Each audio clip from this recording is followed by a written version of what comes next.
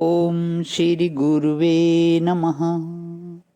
नित्यं शुद्धं निराभासं निराकारं निरञ्जनं नित्यबोधं चिदानन्दं गुरुं ब्रह्म नमाम्यहम्। ॐ सहना भवतु सहनौ भुनक्तु सह वीर्यं करवावहै तेजस्विनावधीतमस्तु मा विद्विषावहै।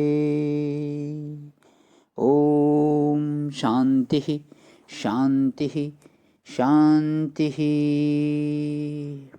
प्रणाम भवन। मांडुक्य कारिका प्रवचन वैतथ्य प्रकरण स्वामी श्री अखंडानंद सरस्वती जी महाराज का दिव्य ग्रंथ, जिसमें भगवान हमारा जो है तत्व दृष्टा के अध्याय चल रहा है। तत्व दृष्टा कौन, और उसका भाग 3 पेज नंबर 460 से आगे लेते हुए कल वाले सत्संग में आया था भगवान की जिस चीज को आप जानते ही नहीं हो उस पर मनन कैसे कर लोगे। तो जिस चीज को जानते ही नहीं उसका मन, उसके लिए जो है मन एकाग्र कैसे हो सकता है। यहाँ से आगे लेते हुए, एक सज्जन हमारे ऊपर बहुत नाराज हुए। कोई साधु की बात थी। उस साधु के बारे में यह प्रसिद्ध था कि पहले तो जेल में रहे, तो वहाँ एकांत सेवन किया तो उनको साकार विग्रह का दर्शन हुआ, और फिर जब जेल से छूटे तब भी वे एकांत में बैठ गए और 20-30 बरस एकांत में बैठे रहे। सो बोले कि एकांत में बैठने से उनकी समाधि लग गई और उनको ईश्वर से थोड़ी ऊपर की चीज मालूम पड़ गई। तो इसका मतलब हुआ कि ईश्वर नहीं मालूम पड़ा, यही ना। उनको सुपर मनो सुष्टु ऊपरी जो है वह तो मालूम पड़ गया, लेकिन जो नीचे ऊपर दोनों है वह छूट गया। अब ऐसे मैंने कह दिया तो एक सज्जन तो बड़े ही नाराज हुए कि बड़े बड़े लोगों पर कटाक्ष करते हो। अब देखो भाई, सत्य के विचार में बड़प्पन और छटप्पन का ख्याल करके सत्य की खोज नहीं की जाती, नहीं तो ये बड़े लोग गला पकड़ कर दबा दें और कोई नई खोज न होने दें। आपको यह बात सुनाते हैं कि जब हम एकांत में बैठकर मन से कोई विचार करेंगे तो जो हमें आँख से मालूम है, कान नाक जीव आदि से मालूम है, उसी के बारे में विचार होगा। जो चीज मालूम नहीं है उसके बारे में मनन हो ही नहीं सकता। बिल्कुल अज्ञात के संबंध में बुद्धि क्या खाक विचार करेगी?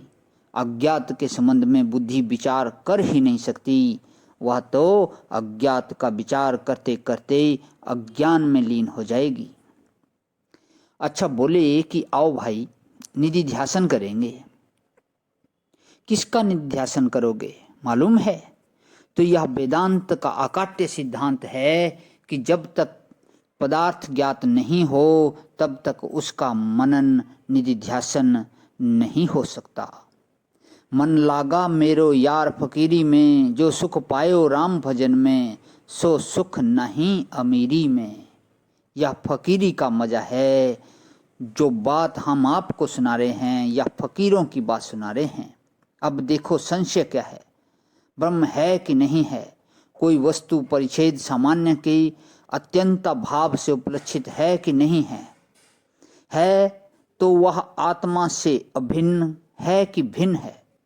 और यदि अभिन्न भी है तो उसके ज्ञान से मुक्ति होती है कि नहीं होती है? यह संशय का एक रूप बताया। संशय उसको कहते हैं कि जिससे आदमी पदार्थ की ओर से बिल्कुल ही सो जाए। शरते अस्मिनिति सम्यक शयनम शीं स्वप्ने, जिससे आदमी सपनों में फंस जाए, मीठी नींद में फंस जाए, उसका नाम संशय है। अच्छा, अब देखो, निधिध्यासन करना माने अपने चित्त को एक जगह लगाना है। तो कहाँ लगाओगे?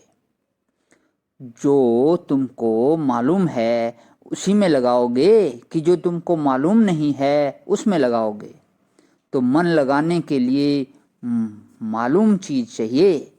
जब वस्तु ही अज्ञात है तब उसका मनन करोगे और जब वस्तु ही अज्ञात है तब किसका मनन करोगे और किसका निधिध्यासन करोगे?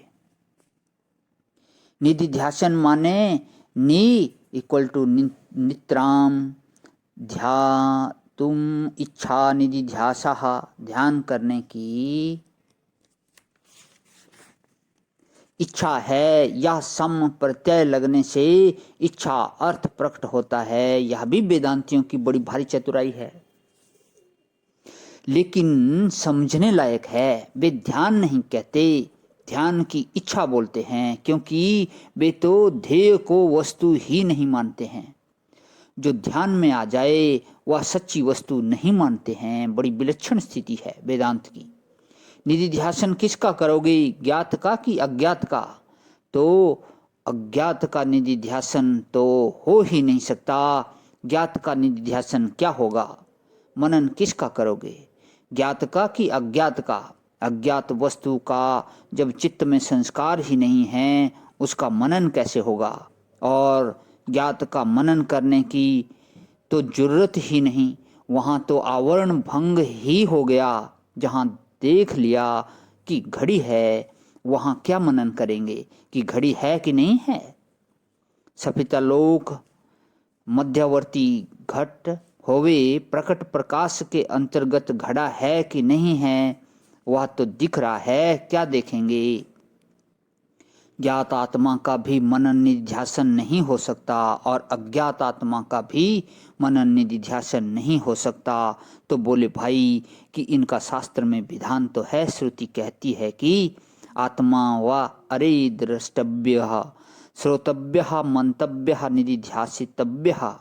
देखो जी, यदि श्रवण के बाद भी संशय रह जाए तो उसके निवारण के लिए मनन करो, और बुद्धि में यदि वैराग्य की कमी से विपर्य आवे, प्रतिबंध हो, तो उसकी निवृत्ति के लिए निधिध्यासन करो। प्रणाम भवन, आज यहीं विराम। ओम शांति शांति शांति।